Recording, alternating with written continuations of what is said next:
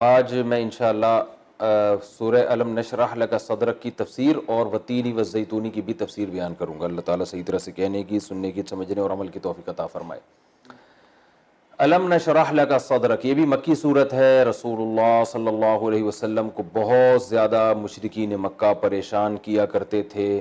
تو جیسے والضحیٰ واللیل اذا سجا میں اللہ نے اپنی نعمتیں بیان کی کہ اللہ نے آپ کو تنہا نہیں چھوڑا ہے، اللہ نے آپ کا پہلے بھی خیال کیا، اب بھی اللہ آپ کا خیال کرے گا۔ آپ یتیم تھے، اللہ نے آپ کی یتیمی دور کر دی، اور اللہ نے آپ کو مالدار بنا دیا۔ ایک اشکال ہوتا ہے کہ نبی تو آخر وقت تک غریب رہے ہیں، ٹھیک ہے نا، تو مالدار کہاں سے رہے؟ وہ تو گھر میں چولہا نہیں جلتا تھا، تو وہ اللہ نے بنا دیا تھا۔ پھر آپ نے خود اختیاری طور پر آپ صلی اللہ علیہ وسلم نے غربت کو پسند کیا ہے۔ یعنی ایک غربت تو ہوتی ہے نا کہ آپ چاہتے ہیں رزق کی فراوانی ہو لیکن پھر بھی نہیں ہو پا رہی، اور ایک غربت ہوتی ہے اللہ نے رزق دیا مگر آپ سارا صدقہ و خیرات کر کے سب کچھ خرچ کر دیتے ہیں۔ تو نبی صلی اللہ علیہ وسلم کو اللہ نے مال بہت دیا تھا لیکن آپ رکھتے نہیں تھے، تو سارا صبح ہے تو صبح ہی سارا خرچ کر دیا اور رات کو پھر کھانے کے لیے کچھ نہیں ہوتا تھا۔ تو یہ غربت آپ کی اختیاری تھی، یعنی اپنی مرضی سے تھی۔ تو اللہ نے آپ صلی اللہ علیہ وسلم کو تسلی دی ہے اور فرمایا کہ آپ پر اللہ کی بہت نعمتیں، ان میں ایک نعمت کیا ہے؟ الم نشرح لک صدرک، کیا ہم نے آپ کے لیے آپ کے سینے کو نہیں کھول دیا؟ تو سینہ کھولنا یہ کنایا ہوتا ہے علم اور حلم سے۔ علم کہتے ہیں نالج کو، حلم کہتے ہیں برداشت، بردباری۔ تو مطلب یہ ہے کہ اے نبی، کیا ہم نے آپ کو بہت زیادہ علم اور بردباری، برداشت کی قوت نہیں دی؟ سینہ کھول کہتے ہیں نا، اس کا تو سینہ کھل گیا ہے بھائی۔ تو سینہ کھلا یعنی علم بھر گیا اس سینے کے اندر۔ دیکھیں، ایک ہوتا ہے سینے کا تنگ ہونا، آدمی کنفیوز ہو کہ میں نے کرنا کیا ہے، تو سینہ فیصلہ کرنے میں آسانی نہیں ہوتی، تنگ ہو رہا تھا، پتہ نہیں یہ صحیح ہے، پتہ نہیں وہ صحیح ہے، پتہ نہیں یہ غلط ہے، وہ غلط ہے، کیا ایک اس کو کہتے ہیں سینے کا گھٹنا۔ جب دو انسان میں پیدا ہوتی ہیں تو سینہ گھٹتا نہیں ہے، ایک علم سے اس کو راستے کا پتہ چل جاتا ہے، تو ہم کہتے ہیں بھائی اس کا تو سینہ کھل گیا ہے، یعنی اس کو پتہ چل گیا ہے کہ صحیح کیا ہے اور غلط کیا۔ اور دوسرا قوت برداشت، جن میں برداشت نہیں ہوتی وہ بھی گھٹتے رہتے ہیں ہر وقت، کیونکہ ساری دنیا میں ہر کچھ صحیح تو نہیں ہو رہا ہوتا نا،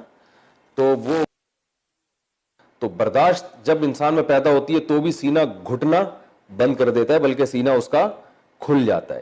تو اللہ نے فرمایا کہ اے نبی، ہم نے آپ کے سینے کو علم اور حلم، اور بردباری کو کہتے ہیں، علم اور حلم کے لیے ہم نے آپ کے سینے کو کھول دیا۔ یہ اللہ کی توفیق ہے، تو یہ اللہ کا آپ پر احسان ہے۔ الم نشرح لک صدرک ووضعنا عنک وزرک، اور ہم نے آپ سے آپ کے بوجھ کو دور کر دیا۔ الذی انقض ظہرک، وہ بوجھ جس نے آپ کی کمر توڑ دی تھی۔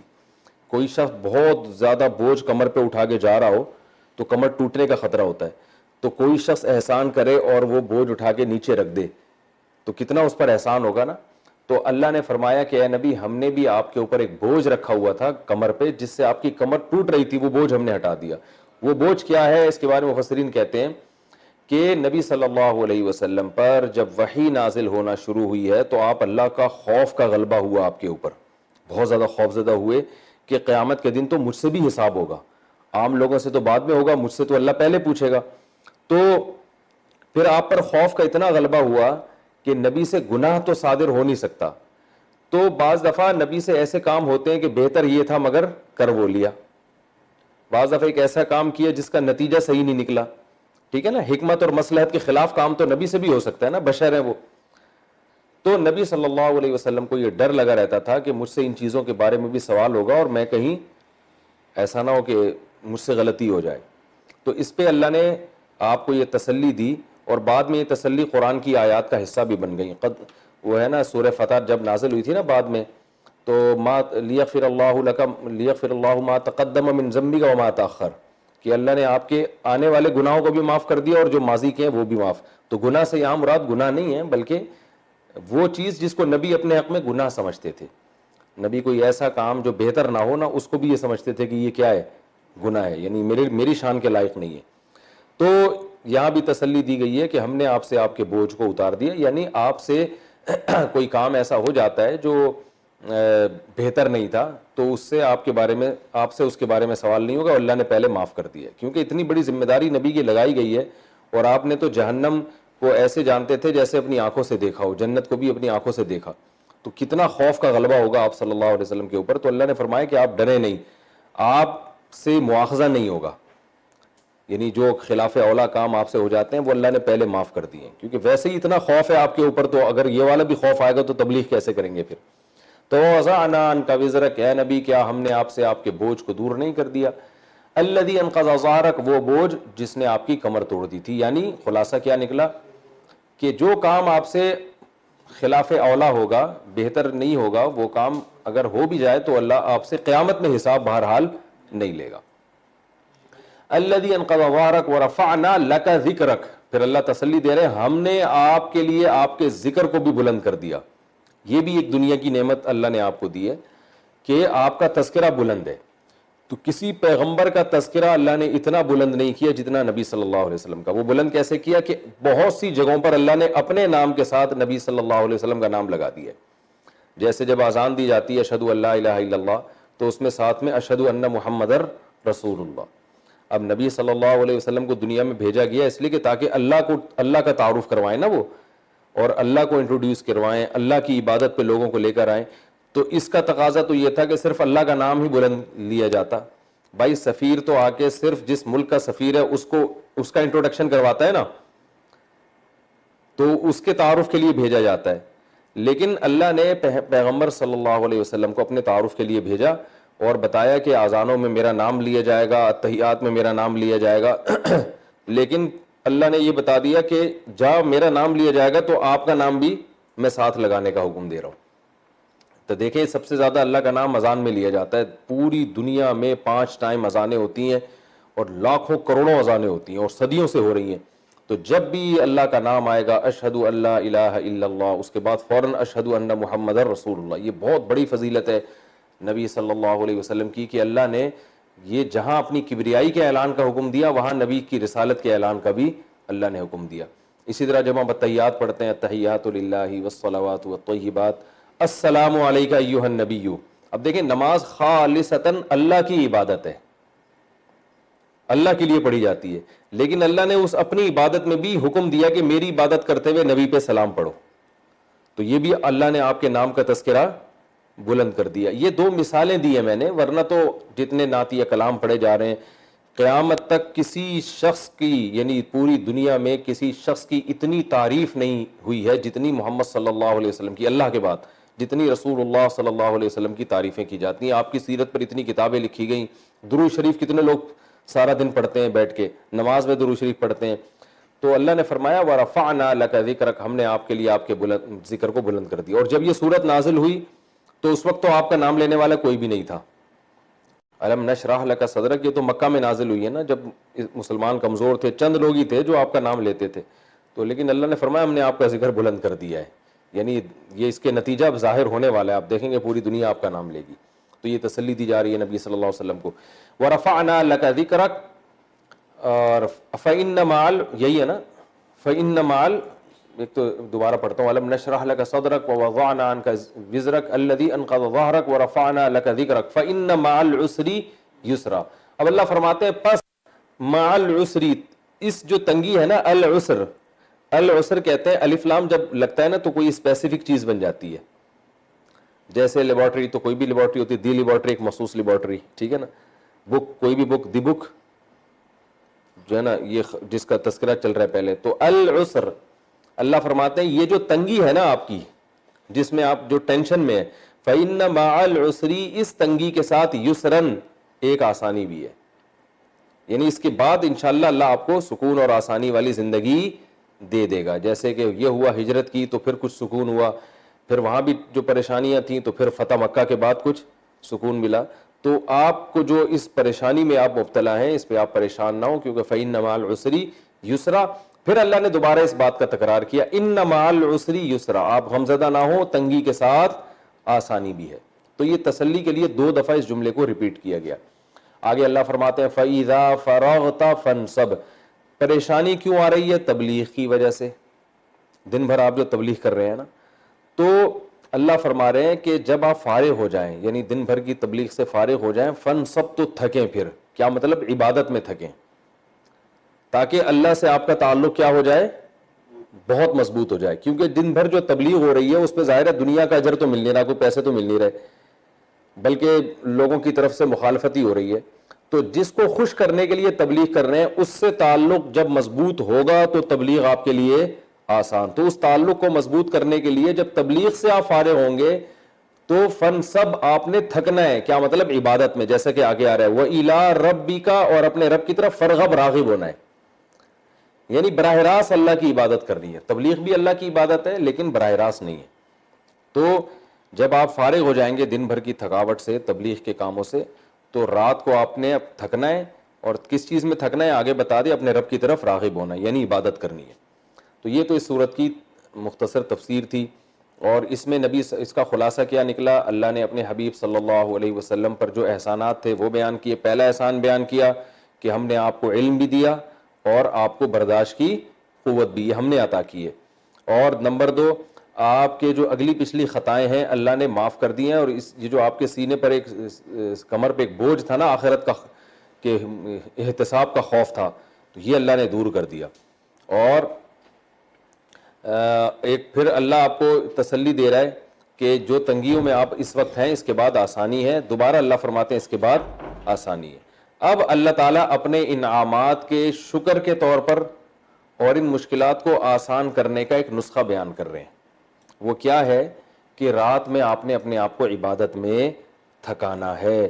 تو یہ ان نعمتوں کا شکر بھی ہوگا کہ جو نعمتیں اللہ نے آپ کو دی ہیں, جن کا پیچھے تذکرہ ہو گیا, ان کا شکر یہ کہ آپ نے عبادت زیادہ کرنی ہے دوسروں سے, اور اس سے آپ کو موٹیویشن بھی ملے گی, حوصلہ بھی ملے گا. کیونکہ جتنا اللہ کی آپ براہ راست عبادت کریں گے اللہ سے تعلق اور زیادہ مضبوط ہوگا. تو جتنا تعلق مضبوط ہوگا, دن بھر اللہ کے احکام کو فالو کر رہا تبلیغ کے معاملے میں, وہ آپ کے لیے آسان, اور لوگوں کی طرف سے جو تکلیفیں پہنچ رہی ہیں ان کو برداشت کرنا آسان ہو جائے گا. کیونکہ جب محبت زیادہ ہوتی ہے عبادت کرنے سے تو محبوب کے لیے تکلیفیں برداشت کرنا کیا ہوتا ہے؟ آسان ہوتا ہے. تو یہ اس صورت کا خلاصہ ہے. اور یہی وجہ ہے کہ نبی صلی اللہ علیہ وسلم پھر بہت زیادہ عبادت کیا کرتے تھے رات کو. تو امی عائشہ رضی اللہ تعالیٰ عنہ نے فرمایا یا رسول اللہ کہ اللہ نے جب آپ کی اگلی پچھلی سب خطاؤں کو معاف کر دیا ہے, آپ کے بوجھ کو اللہ نے دور کر دیا, اگلی پچھلی خطاؤں کو معاف کر دیا, تو پھر آپ کو اتنی عبادت کی کیا ضرورت ہے؟ تو آپ صلی اللہ علیہ وسلم نے فرمایا افلا اکون عبدا شکورا, تو کیا میں اللہ کا شکر گزار نہ بنوں؟ یعنی جب اللہ نے مجھ پر یہ احسان کر دیے, میری اگلی پچھلی ساری خطائیں معاف کر دی ہیں, تو اس کا یہ مطلب تو نہیں ہے کہ میں پھر پوری رات آرام کروں, مجھے تو لوگوں سے زیادہ عبادت کرنی ہے بطور شکر کے. تو یہ وہی شکر ہے جس کا اللہ نے سورہ الم نشرح میں نبی کو حکم دیا کہ جب اللہ نے یہ احسانات آپ پر کیے ہیں تو آپ کو بھی چاہیے کہ آپ اللہ کی طرف راغب ہو جائیں اور اپنے آپ کو عبادت میں تھکائیں. تو آپ صلی اللہ علیہ وسلم اتنا تھکاتے تھے, عائشہ رضی اللہ تعالیٰ عنہ فرماتی ہے کہ کھڑے کھڑے نماز میں جب رات کو نماز پڑھتے نا آپ کے پاؤں سوج جایا کرتے تھے. عبداللہ بن مسعود رضی اللہ تعالیٰ عنہ کی حدیث ہے, یہ چھوٹے بچے تھے تو نبی کے ساتھ گھر میں چلے جایا کرتے تھے. تو کہتے ہیں ایک دفعہ میں نبی صلی اللہ علیہ وسلم کے ساتھ آپ کے گھر میں ہی چلا گیا, میں نے دیکھا آپ کی رات کی عبادت کا معمول دیکھو, رات کے معمول کیا ہے. تو فرماتے ہیں کہ نبی کے ساتھ ہی سو گئے اسی کمرے میں. تو فرمایا کہ نبی صلی اللہ علیہ وسلم رات کو اٹھے, پانی کا چھپٹا یعنی پانی کا چھیٹا مارا آنکھوں پہ, وضو نہیں کیا کیونکہ نبی کا وضو سونے سے ٹوٹتا نہیں ہے. تو کہتے ہیں اس کے بعد آپ صلی اللہ علیہ وسلم نماز کی نیت کے لیے کھڑے ہو گئے. عبداللہ بن مسعود فرماتے ہیں میں بھی بچہ تھا, میں بھی کھڑا ہو گیا, تو لیفٹ سائڈ پہ کھڑے ہو گئے نا یہ. تو نبی نے جو ہے نا کان سے پکڑ کے سیدھے ہاتھ پہ لے آئے, نماز میں ہی ایسے کان سے پکڑا تو ایسے سیدھے ہاتھ پہ کھڑا کر دیا, یہ بتانے کے لیے کہ مقتدی سیدھے ہاتھ پہ کھڑا ہوتا ہے. تو فرماتے ہیں کہ نبی نے جو نماز شروع کی تو مجھے ایک ایسی چیز کی تمنا دل میں ہوئی کہ جو میں یعنی بیان نہیں کر سکتا, یعنی جو مجھے بیان کرتے ہوئے تکلیف ہو رہی ہے, وہ یہ کہ کاش میں کھڑا نہ ہوتا نبی کے ساتھ نماز میں. حالانکہ پیغمبر کی معیت میں جماعت میں کھڑا ہونا تو ایک فضیلت ہے نا, تو اس لیے عبداللہ بن مسعود ان الفاظ کو زبان سے دہراتے ہوئے بھی تکلیف ہو رہی ہے کہ یہ کہنا کہ میں نہ کھڑا ہوتا یہ تو ایک محرومی کی بات ہے. لیکن وہ نبی نے نماز اتنی لمبی پڑھی کہ ان کو خیال ہو رہا تھا میں نماز توڑ دوں, تو اس لیے ان کو یہ ہوا کہ بھائی حق ادا نہیں کر سکتا ان سے. تو فرماتے ہیں کہ رسول اللہ صلی اللہ علیہ وسلم نے قیام میں سورہ بقرہ پڑھی پہلی رکعت میں, سورہ بقرہ کے پھر آل عمران اور سورہ نساء, یہ تینوں اتنی لمبی صورتیں پڑھی ہیں, اور اس میں جہاں جہنم کی آیات آتی وہاں پر روتے اور بہت یعنی تسلی کے ساتھ. فرماتے ہیں کہ پھر اتنے لمبی صورت پڑھنے، یعنی آج بھی ختم قرآن ہوتا ہے تراویح میں، بڑی لمبی لمبی صورتیں پڑھتے ہیں، لیکن وہ اسپیڈ کتنی ہوتی ہے اور نہ وہ جذبات ہوتے ہیں.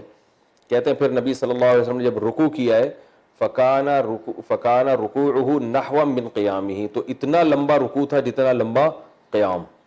فجعل یقول سبحان ربی العظیم، اور اس میں آپ نے یہ کہنا شروع کیا سبحان ربی العظیم. بس پورے رکوع میں سبحان ربی العظیم سبحان، اور کتنا لمبا رکوع جتنا لمبا قیام. پھر قومے میں گئے، پھر سردے میں گئے تو فکان سجودہ نحوا من رکوعہ، جتنا لمبا رکوع تھا اتنا لمبا سجدہ. فجعل یقول، اور اس سجدے میں یہ کہنا شروع کیا سبحان ربی الاعلی، سبحان ربی الاعلی کہنا شروع کیا، مسلسل یہی کہتے رہے. تو اس طرح سے آپ صلی اللہ علیہ وسلم تہجد پڑھتے تھے اور آپ کے پاؤں. تو یہ اسی صورت، یہ کیونکہ ابتدا میں نازل ہوئی ہے نا یہ ساری صورتیں 30ویں پارے کی، بالکل قرآن کی ابتدائی صورتیں ہیں یہ ہے سب سے آخر میں مگر نازل پہلے ہوئی ہیں. تو فَإِذَا فَرَغْتَ فَانْصَبْ، اللہ نے فرمایا آپ جب فارغ ہوں تو اپنے آپ کو تھکائیں. تو یہ وہ عمل قرآن کی آیتوں پر عمل ہے کہ پاؤں سوج جایا کرتے تھے آپ صلی اللہ علیہ وسلم کے، ورم آ جایا کرتا تھا، اس میں اتنا لمبا قیام کرتے تھے آپ صلی اللہ علیہ وسلم. تو اس صورت میں ہمیں اسباق کیا ملتے ہیں؟ ایک سبق تو یہ ملتا ہے کہ اللہ کی نعمتوں میں سب سے بڑی نعمت کیا ہے کہ آپ کے سینے میں علم آ جائے اور برداشت بھی آ جائے. آج بعض لوگوں کے پاس علم تو ہے، برداشت نہیں ہے، جذباتی بہت ہو جاتے ہیں. تبھی آپ دیکھ لیں بعض جذباتی علماء کے فتوے دیکھیں کیسے جذباتی ہوتے ہیں، سوچتے نہیں کہ اس کا انجام کیا ہوگا اس فتوے کا. ابھی جو حکومت پاکستان نے شیعوں کو اجازت دی نا جلوس نکالنے کی، اس پہ بعض علماء نے کہا کہ اب ہم لاک ڈاؤن کی تمام پابندیوں کو ختم کرتے ہیں، مسجدوں میں کراؤڈ ہوگا، کیونکہ جب شیعوں کی اجازت ملی ہے تو ہمیں کیوں اجازت نہیں مل رہی. وہ یہ نہیں دیکھ رہے کہ لاک ڈاؤن یا کراؤڈ پہ جو پابندی ہے نا، اگر ہم پابندی ختم کر دیتے ہیں اور مسجدوں میں رش کرتے ہیں تو حکومت کا نقصان نہیں ہے، نقصان کس کا ہے؟ ہمارا ہے. تو آپ کسی قوم سے انتقام لینے کا ایسا طریقہ جس میں خود ہمیں نقصان ہونا شروع ہو جائے، یہ کون سا طریقہ ہوا؟ آپ خود سوچیں نا. یہ تو عقل مندی کی بات نہ ہوئی کہ حکومت نے نااہلی کا ثبوت دیا کہ لاک ڈاؤن میں ایک مخصوص طبقے کو جلوس نکالنے کی اجازت دی، حکومت نے غلط کیا نا، تو اس غلطی کی سزا ہم نمازیوں کو دیں. بھائی کراؤڈ اگر ہوگا مسجدوں میں اس طرح دوبارہ ہجوم ہوگا اور وبا بھی پھیلی ہوئی ہے تو وہ وبا تو پھر ملٹی پلائی ہونا شروع ہو جائے گی، جیسے کہ ہوا ایران میں. دیکھیں کیا ہوا ہے مذہبی اجتماعات میں، کس قدر تیزی سے وبا پھیلی ہے. تو علم بھی بڑی نعمت ہے، لیکن علم کے ساتھ بردباری، ٹھہراؤ طبیعت میں اور قوت فیصلہ کے تمام پہلوؤں سے غور کر کے انسان فیصلہ کرے، یہ بہت بڑی نعمت ہے. علم اگر ہو اور آپ میں تحمل نہیں ہے، سوچتے نہیں، مشورے نہیں لیتے، بہت ہر جب بھی کوئی فتویٰ دیتے ہیں آپ، اب جیسے اردغل ڈرامے کے بارے میں آپ دیکھ لیں نا، علماء کے فتاوی تو آ گئے حرام ہے، ناجائز ہے، یہ ہے. اب کیا ہو رہا ہے؟ ہمارا سیکولر طبقہ کورٹ میں وہ فتاوی لے کے جا رہا ہے عدالت میں کہ دیکھو سب علماء اس کو ناجائز کہہ رہے ہیں، اس پہ پابندی لگاؤ. تو کیا ہے؟ حالانکہ علماء تو ان ڈراموں کو زیادہ ناجائز کہتے ہیں جو بہت زیادہ بے حیائی پھیلا رہے ہیں، لیکن سیکولر طبقہ کیا کر رہا ہے؟ علماء کے ارطغرل کے بارے میں جو دھڑا دھڑ فتوے آئے نا، اس کو لے کے بنیاد بنا رہا ہے کہ اس ڈرامے پہ پابندی لگنی چاہیے. حالانکہ اس ڈرامے پہ پابندی لگنے سے سیکولر طبقے کو فائدہ ہوگا، مذہبی طبقے کو نقصان ہوگا. تو اب جن حضرات نے جذبات میں اس کو حرام، ناجائز اور سختی سے پابندی لگنی چاہیے، فتویٰ تو دے دیا، فتویٰ بذات خود ٹھیک ہے، لیکن اس فتوے کے جو انجام ہونے والا ہے، اس کے جو عواقب ہیں، اس تمام پہلوؤں سے اس پہ غور نہیں کیا گیا کہ بھائی اس کا دیکھیں. عبداللہ بن عباس رضی اللہ تعالیٰ عنہ کے پاس ایک شخص آیا، اس کے بارے میں عبداللہ بن عباس کو اندازہ ہو گیا کہ اس کا زنا کرنے کا ارادہ ہے، ان کو یقین ہو گیا. تو آ کے پوچھنے لگا کہ اگر میں زنا کروں، اگر کوئی شخص زنا کرے اور توبہ کر لے تو کیا اس کی توبہ قبول ہوگی؟ انہوں نے عبداللہ بن عباس نے فرمایا نہیں ہوگی. حالانکہ زنا کرنے سے تو توبہ، اگر کوئی توبہ کرے تو توبہ تو ہر ایک کی قبول ہوگی، لیکن عبداللہ بن عباس نے اس کو فتویٰ کیا دیا؟ نہیں ہوگی. کیونکہ وہ اس کو اگر کہتے نا ہوگی تو وہ جا کے کرتا، وہ اسی نیت پہ کرتا کہ میں توبہ کروں گا تو میری توبہ قبول ہو جائے گی، تو لہذا مجھے ایک جواز مل گیا. تو عبداللہ بن عباس کے اس فتوے کو غلط استعمال کرنا تھا نا اس نے، تو عبداللہ بن عباس نے فتویٰ ہی چینج کر دیا. انہوں نے فرمایا کہ توبہ قبول نہیں ہوگی. تو حالانکہ توبہ تو قبول ہوتی ہے. تو سوال پیدا ہوتا ہے کہ عبداللہ بن عباس نے غلط فتویٰ دیا؟ نہیں، غلط نہیں دیا. ایک فتویٰ یہ ہوتا ہے کہ توبہ تو بہرحال قبول ہے، ایک یہ ہوتا ہے کہ ان کو پتا تھا کہ تیری توبہ قبول نہیں ہوگی کیونکہ تیرا توبہ کا ارادہ ہے ہی نہیں. جس کا توبہ جو توبہ کرتا ہے نا اس کا تو یہ ہوتا ہے کہ ماضی پہ اس کو ندامت ہو. تو اس نیت سے گناہ کر رہا ہے کہ میں توبہ کروں گا. تو عام طور پر جو اس نیت سے گناہ کرتا ہے کہ میں توبہ کروں گا, تو قاعدہ یہ ہے کہ وہ توبہ کرتا نہیں ہے, بلکہ وہ بار بار یہی اسی نیت سے گناہ کرتا رہتا ہے اور وہ توبہ پہ قائم بھی نہیں رہتا. تو اس کی توبہ نتیجے کے لحاظ سے قبول نہیں ہوتی. نتیجہ کا مطلب توبہ تو قبول ہوتی ہے لیکن رزلٹ یہ نکلتا ہے بالآخر وہ گناہ کرتا کرتا جہنم میں چلا جاتا ہے. تو یہ پوری تقریر کو عبداللہ بن عباس نے حذف کر کے ان شارٹ جواب دیا, بھائی نہیں ہوتی, ٹھیک ہے نا. حالانکہ ہوتی ہے, سب کی توبہ قبول ہوتی ہے, لیکن یہ تو جس قسم کی توبہ کرنا چاہ رہا ہے یہ نہیں ہوگی تو یہ والی توبہ قبول نہیں ہوگی. بالکل ایسے جیسے ابراہیم علیہ السلام نے کہا تھا نا, انہوں نے پوچھا کہ یہ ہمارے بتوں کو کس نے معذور بنایا ہے. تو ابراہیم علیہ السلام اگر یوں کہتے, بالکل وضاحتی بیان جاری کرتے کہ اصل میں تو میں نے کیا ہے, کیونکہ میں تمہیں سمجھانا چاہ رہا تھا کہ یہ بتوں کو جب تک اس طرح سے توڑا نہیں جائے گا تو تمہاری سمجھ میں بات آئے گی نہیں, ٹھیک ہے نا. تو اتنی ڈیٹیل میں نہیں, انہوں نے سیاست سے کام لیا جو جائز سیاست ہے. لوگوں نے پوچھا ہمارے بتوں کو کس نے مارا ہے, تو ابراہیم علیہ السلام نے کہا یہ جو بڑا والا بت ہے نا اس نے مارا ہے, ٹھیک ہے. تو سب کو پتا تھا اس نے نہیں مارا, لیکن ابراہیم علیہ السلام نے کیا بولا, اس نے مارا ہے. تو ابراہیم علیہ السلام بھی جانتے تھے, یہ خود مانتے ہیں کہ یہ خود بولیں گے, لیکن میں کیوں بولوں, میں تو یہی بولوں گا, اس نے یہ خود اپنے منہ سے کہیں گے یہ نہیں کر سکتا, تو پھر میں وضاحتی بیان جاری کروں, وہ نہیں کر سکتا تو اس کو عبادت کیوں کرتے ہو, جو اتنا بھی نہیں کر سکتا کہ کوئی لالا اٹھا کے وہاں تک جا سکے. تو ارطغرل ڈرامے کے بارے میں فتاوا تو بھرپور آ گئے کہ حرام ہے, ناجائز ہے. اس کا نقصان مذہبی طبقے کو ہو رہا ہے, اس سیکولر طبقے کو دبا کے فائدہ ہو رہا ہے, اور وہ اس ڈرامے پابندی لگوائیں گے. پابندی لگنے سے کیا ہوگا کہ وہ والے جو بےہودہ ڈرامے تو دبا کے چلتے رہیں گے, جن میں ہمارے خلفاء کا اور ہماری تاریخ کو مسخ کر کے دکھایا جا رہا ہے, اور ایک ڈرامہ جس میں ہماری تاریخ کا اصل رخ دکھایا جا رہا ہے, اور اصل یعنی نوجوانوں کو بتایا جا رہا ہے کہ تمہاری تاریخ کیا تھی, وہ تحریک بالکل ختم ہو جائے گی. تو اس لیے ناجائز کو جائز تو نہیں کہہ سکتے, لیکن آپ نے یہ دیکھنا ہے کہ ابھی آپ کے ابھی کیوں فتویٰ لے رہے ہیں آپ سے, باقی ڈراموں کے بارے میں کیوں نہیں پوچھتے بھائی. ایک آدمی جو ہے نا مجھ سے پوچھنے لگا, ایک اہل حدیث تھے, کہ بغیر ولی کے عورت لڑکی نکاح کر سکتی ہے. میں نے کہا آپ مجھ سے کیوں پوچھ رہے ہیں, آپ تو اہل حدیث ہیں, اہل حدیث کے ہاں تو لڑکی ولی کی اجازت کے بغیر شادی نہیں کر سکتی. کہہ رہے میں صرف قرآن حدیث کو مانتا ہوں. میں نے کہا تو آج سے پہلے بھی اگر آپ مجھ سے پوچھتے ہیں نا پھر قرآن و حدیث, ہمیشہ ہر مسئلہ آپ اہل حدیث عالم سے پوچھتے رہے ہیں. آج آپ کو لڑکی سے شادی کرنی ہے تو میں قرآن و حدیث بتا رہا ہوں, اہل حدیث تورات اور انجیل بتائیں گے, اب وہ قرآن حدیث نہیں بتا رہے. تو مفتی کو چاہیے کہ وہ فوراً ایک دم ہتھیار نہ ڈال دے, وہ دیکھے کہ سوال پوچھنے والے کا مقصد کیا ہے, اور آپ کے سوال کو وہ آپ جو جواب دیں گے اس کو کہاں استعمال کرے گا وہ. تو یہ جو ہے نا علم بھی ہو اور حلم بھی, بردباری بھی, قوت فیصلہ بھی, اور تمام چیزوں کو سامنے رکھ کر انسان فیصلہ کرے, یہ بہت ضروری ہے, اور اس میں بہت زیادہ احتیاط سے کام لینے کی اہل علم کو ضرورت ہے, ورنہ یہی علم تباہی بربادی کا ذریعہ بن جاتا ہے. تو اس لیے اس صورت میں ہمیں یہ بھی پتہ چلتا ہے کہ علم کے ساتھ حلم ہونا بھی ضروری, اور اللہ نے آپ صلی اللہ علیہ وسلم کو دونوں چیزیں عطا کی تھیں, علم بھی اور حلم بھی. اور آپ کی سیرت سے بھی پتہ چلتا ہے آپ کے فیصلے جذباتی نہیں ہوتے تھے. نبی کی سیرت, صلح حدیبیہ دیکھ لینا, ساری شرطیں غیر مسلموں کی مانی ہیں, اس لیے کہ آپ جانتے تھے کہ ابھی جذبات سے کام لے لیا ہم نے اگر, اور مارنے دھاڑنے کی باتیں کی, 1400 صحابہ موت پر بیعت کر چکے ہیں, ابھی جنگ تو بڑی زبردست ہو جائے گی.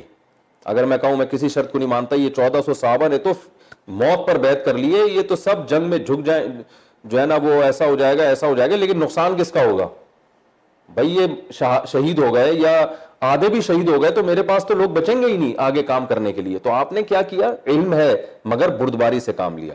تو ہمارے ہاں جذبات, علم کے ساتھ جذباتیت جو آ جاتی ہے نا, اس سے بڑا نقصان ہوتا ہے. اور صرف جذبات ہو علم نہ ہو, یا صرف بردباری ہو علم نہ ہو, تو یہ بھی غلط ہے. علم بھی تو ہونا, علم سے تو پتہ چلے گا صحیح کیا ہے غلط کیا ہے. تو دونوں چیزوں کا ہونا بہت ضروری ہے. تو اس صورت میں ہمیں کیا پتہ چلتا ہے, پہلی چیز یہ پتہ چلتی ہے کہ بھائی علم اور حلم یہ اللہ کی بہت بڑی نعمتوں میں سے ایک نعمت ہے. اور دوسری بات, وَرَفَعْنَا لَكَ ذِكْرَكَ, دوسرا علمی نقطہ کہ عزت کا مل جانا بھی اللہ کی نعمت ہے. اللہ تعالیٰ نے آپ صلی اللہ علیہ وسلم پر جو انعامات کی, احسانات کی, ان میں ایک احسان یہ بھی کہ ہم نے آپ کے تذکرے کو بلند کر دیا. تو یہ بھی ایک اللہ کی طرف سے انعام ہے. خود اس کی خواہش ہونا کہ میں لوگوں میں مشہور ہو جاؤں, میرا نام زیادہ لیا جائے, یہ حرام ہے, ناجائز ہے, اسلام میں اس کو پسند نہیں کیا گیا. لیکن آپ خود مشہور نہیں ہونا چاہتے, اللہ کی طرف سے آپ کی ہو گئی, آپ کی لوگوں میں عزت ہو گئی, تو پھر یہ اللہ کی نعمتوں میں سے ایک نعمت ہے, اس پہ بھی ہمیں شکر ادا کرنا چاہیے. تو تیسری اس سے ہمیں اس صورت سے کیا پتہ چلتا ہے بھئی, یہ دوسرا تو ہو گیا نا, پہلا تو علم اور حفظ. دوسرا علمی نقطہ ہمیں یہ پتہ چلتا ہے کہ شہرت کا ہونا, عزت کا مل جانا, یہ بھی اللہ کی نعمت ہے, بشرطے کہ اللہ کی طرف سے ملے, آپ خود نہ شہرت کے بھوکے ہوں. اور الذی انقض ظہرک ورفعنا لک ذکرک فإن مع العسر یسرا ان مع العسر یسرا, کہ تنگی کے بعد آسانی بھی ہوتی ہے. علماء نے لکھا یہ قاعدہ کلیہ نہیں ہے, بعض بزرگ ایسے جن پر آزمائشیں آئیں اور انہی آزمائشوں میں ان کی موت واقع ہو گئی, تو یہ ضروری نہیں ہے کہ جب پریشانیاں ہیں تو اس کے بعد لازمی آسانی بھی آئے. بعض دفعہ اسی پریشانی میں آپ کی موت ہو جاتی ہے, اللہ اٹھا لیتے ہیں, لیکن اتنی بات ہے کہ پھر آخرت میں اس کا اجر مل جائے گا.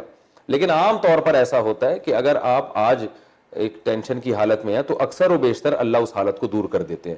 تو نبی صلی اللہ علیہ وسلم کے ساتھ تو ایسا ہی ہوا, اللہ نے فرمایا آپ کے ساتھ جو تنگی ہے میں اس کو دور کر دوں گا, کیونکہ آپ کا مشن بہت بڑا تھا اور آپ کو بہت زیادہ ستایا گیا تھا, تو اللہ نے آپ کو تسلی دی. تو اس لیے آج ہم جس کنڈیشن میں اگر ہوں, کوئی پریشانی ہو, تو یہ سوچ کے صبر کرنا چاہیے کہ یہ پریشانی ہمیشہ نہیں رہے گی, اللہ تعالیٰ آسان کر دیتے ہیں اس پریشانی کو, نہیں بھی کرے تو اس پریشانی کا عادی بھی بنا دیتے ہیں. وہ اتنی ٹینشن, اس ٹینشن میں وہ کہتے ہیں نا کہ مشکلیں اتنی پڑی مجھ پر کہ آسان ہو گئیں. ایک شاعر نے کہا مجھ پر اتنی مشکلیں آئیں کہ وہ اب مشکلوں کو جھیلنا میرے لیے آسان ہو گیا. تو یہ بھی اللہ کی ایک رحمت ہے. چوتھی چیز ہمیں یہ پتہ چلتی ہے کہ جب بھی اللہ تعالیٰ کوئی انعام کرے تو ہمیں پھر اپنے آپ کو عبادت میں اور زیادہ کھپانا چاہیے, شکر کرنا چاہیے, نماز پڑھ کے, روزہ رکھ کے, اللہ کی عبادت کر کے. جیسے کہ نبی کو اللہ نے حکم دیا, اللہ نے آپ پر یہ انعامات کیے, تو فَإِذَا فَرَغْتَ فَانْصَبْ وَإِلَىٰ رَبِّكَ فَارْغَب, اب آپ اپنے آپ کو عبادت میں تھکائیں اور اپنے رب کی طرف آپ راغب ہو جائیں.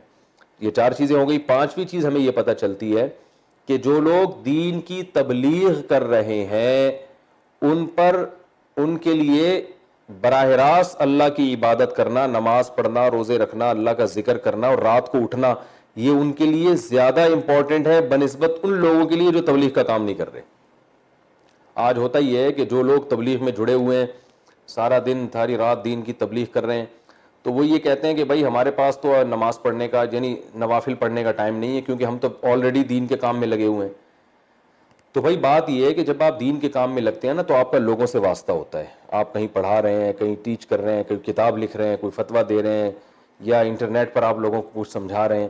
تو جب لوگوں کے ساتھ آپ کا رابطہ ہوگا تو یہ آٹومیٹیکلی اللہ سے رابطہ کمزور ہو جاتا ہے, اگرچہ آپ دین کی بات ہی کر رہے ہوں.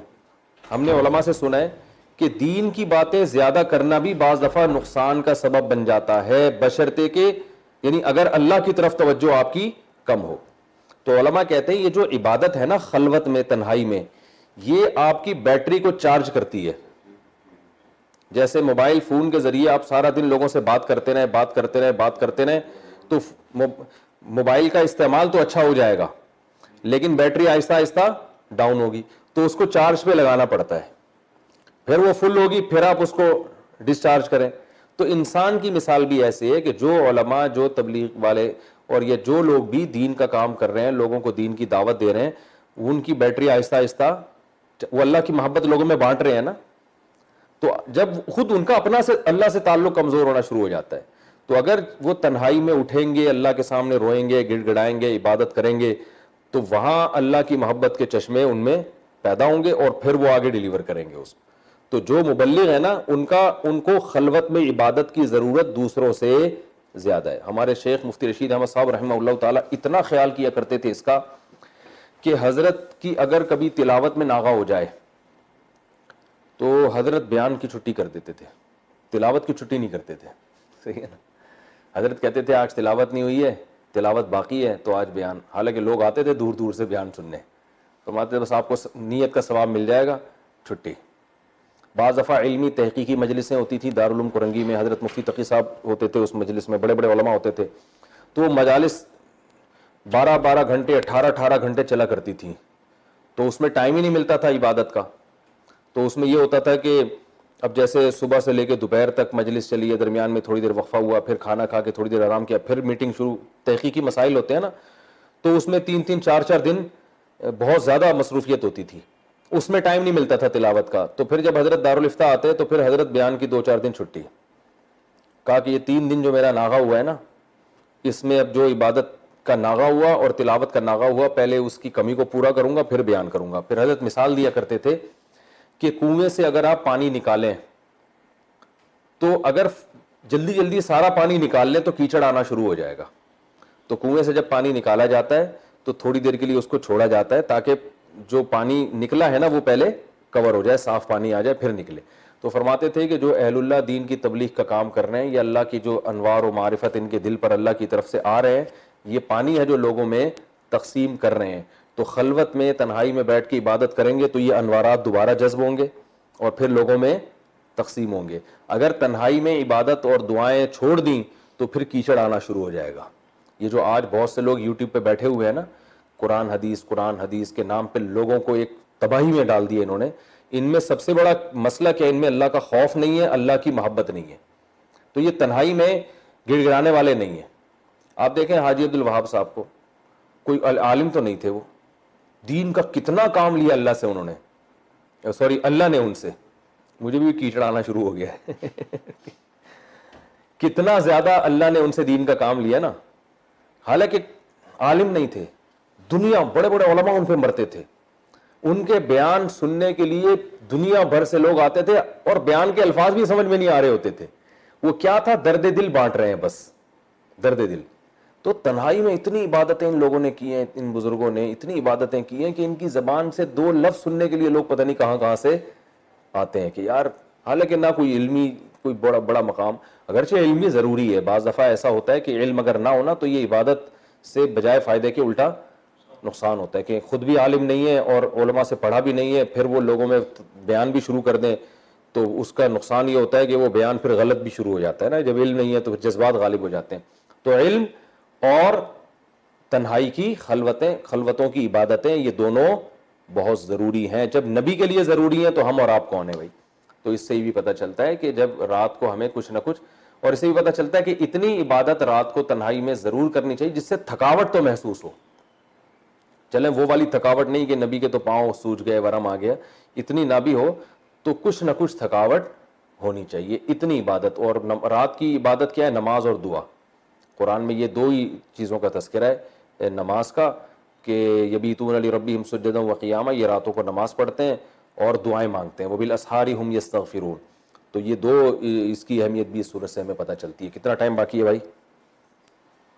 8 منٹ، 7 منٹ باقی ہیں. اب سورہ والتین والزیتون انشاءاللہ 7 منٹ میں ہم کوشش کرتے ہیں ختم ہو جائے. اس کے بعد جو صورت ہے والتین والزیتون، اس کی ترجمہ اور گرامر تو میں نے پہلے بتا دی تھی. اب اس کی میں تفسیر بیان کرتا ہوں. اللہ تعالیٰ نے اس صورت میں 3 چیزوں کی قسم اٹھائی ہے، انجیر کی، زیتون کی اور مکہ کی. 3 قسمیں اٹھا کے اللہ نے فرمایا سب سے بہترین انداز میں ہم نے کس کو بنایا؟ انسان. اب ان 3 قسموں، قسم اور جواب قسم میں مناسبت کیا؟ میں نے بتایا تھا نا، قسم ہوتی ہے ایک جواب قسم یعنی دعویٰ. مناسبت یہ ہے کہ انجیر اور زیتون یہ مادی لحاظ سے سب سے بہتر خوراک ہے. انجیر اور زیتون. انجیر کے فضائل میڈیکل سائنس بھی بیان کرتی ہے، حکیم بھی بیان کرتے ہیں کہ انجیر طاقتور بہت ہے. بھائی خوراک کا بنیادی مقصد کیا ہوتا ہے؟ انرجی ملے.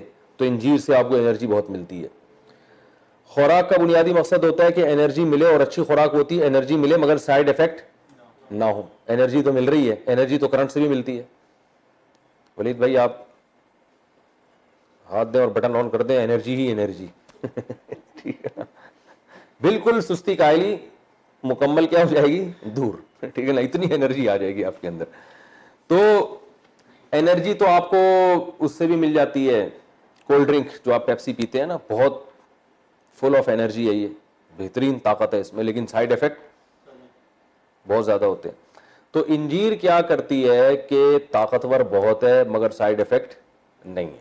یعنی وہ تو بہت زیادہ کوئی چیز کھائیں گے وہ تو ہر چیز ہی ہے نا، لیکن نارملی خون صاف ہو جاتا ہے اس سے، اور پیٹ کے بہت سارے امراض ختم ہوتے ہیں، پیٹ میں کیڑے وغیرہ ختم ہو جاتے ہیں، قبض ختم ہو جاتا ہے. طاقت کی چیزیں زیادہ تر قبض پیدا کرتی ہیں، تو صاف خون پیدا ہوتا ہے اس سے. یعنی ایک اچھی خوراکوں میں ایک نفیس خوراک سمجھی جاتی ہے. اس کے بعد ہے زیتون. دنیا میں جتنے بھی آئل ہیں ان میں سب سے بہترین آئل زیتون ہے. آپ کو یقین نہ آئے نا کہ انجیر اور زیتون سے کیا ہوتا ہے تو آپ شام جائیں. میں ترکی گیا ہوں, وہاں شامی بہت دیکھے میں نے, بے انتہا خوبصورت لوگ ہیں. تو ہم سوچتے تھے یہ اتنے خوبصورت کیوں ہیں, تو ان کی خوراک انجیر اور زیتون سے شروع ہوتی ہے اور انجیر اور زیتون پہ ختم ہوتی ہے. تو اس سے ان کی اسکن ہمیں پتہ چلتی ہے کہ ایسے شفاف ہو جاتا ہے, یعنی انجیر اور زیتون کھانے والے لوگ. تو اب کیا ہے اللہ نے, اچھا زیتون کی قرآن میں ایک اور جگہ بھی تعریف ہے, شجرۃ مبارکۃ زیتونۃ لا شرقیۃ ولا غربیہ یکاد زیتها یضیء ولو لم تمسسہ نار. زیتون کے تیل میں دھواں نہیں ہوتا, آپ اس سے چراغ جلائیں بدبو نہیں آتی. اور جو کولیسٹرول وغیرہ کے مسائل دوسرے آئلز میں ہے نا, وہ زیتون میں نہیں ہوتے. فل آف انرجی ہوتا ہے, شوگر لیول زیرو ہوتا ہے, اس میں شوگر نہیں ہوتی بلکہ شوگر میں مفید ہے. تو اللہ نے یہ دو قسمیں اٹھائی ہیں, بتا رہا ہوں جی, آ رہا ہوں. دو قسمیں اللہ تعالیٰ نے اٹھائیں, اور پھر اللہ نے قسم اٹھائی وَهَذَا الْبَلَدِ الْأَمِينَ, اس امن والے شہر کی, یعنی مکہ کی. تو اب سوال پیدا ہوتا ہے مکہ, انجیر, زیتون, ان تینوں میں آپس میں مناسبت کیا ہے؟ اور پھر یہ قسم اٹھا کے فرماتے بہترین بنایا ہم نے انسان کو. تو اصل میں انسان کی دو قسم کی خوراکیں ہوتی ہیں, ایک روحانی اور ایک جسمانی. انسان کو دونوں خوراکیں چاہیے. اگر انسان کی صرف مادی خوراک ملے اور روحانی ٹریننگ نہ ہو تو وہ گدھا بن جائے گا نا, بیل بن جائے گا. جیسے باڈی بلڈر ہوتے ہیں ماشاءاللہ, ہوتے بڑے فٹ فاٹ ہیں, اب اگر اخلاق بھی اچھے ہیں پھر تو ٹھیک ہے, اگر کوئی چور ڈاکو ہے تو پھر وہ اچھا انسان کہلانے کا مستحق نہیں ہے. تو انسان کو دونوں قسم کی خوراک چاہیے, روحانی بھی اور جسمانی بھی. روحانی خوراک ملتی ہے وحی سے, اور وحی پیغمبروں پہ آتی ہے. وحی سے ہمیں گائیڈنس ملتی ہے کہ کیا صحیح ہے اور کیا غلط. دیکھو گوروں کے پاس وحی کی تعلیمات نہیں ہے تو ابا کو اولڈ ہوم میں جمع کرا دیتے ہیں کہ نہیں کرا دیتے, زنا بھی کرتے ہیں, ڈرگس بھی لیتے ہیں, پتہ نہیں کیا کیا کر رہے ہیں. تو روحانی تعلیم کا جو منبع اور سرچشمہ ہے وہ مکہ ہے, کیونکہ نبی صلی اللہ علیہ وسلم پر پہلی دفعہ جب وحی نازل ہوئی تو کہاں نازل ہوئی ہے؟ مکہ. تو مکہ کے ذریعے روحانی غذا ملی ہے انسانوں کو,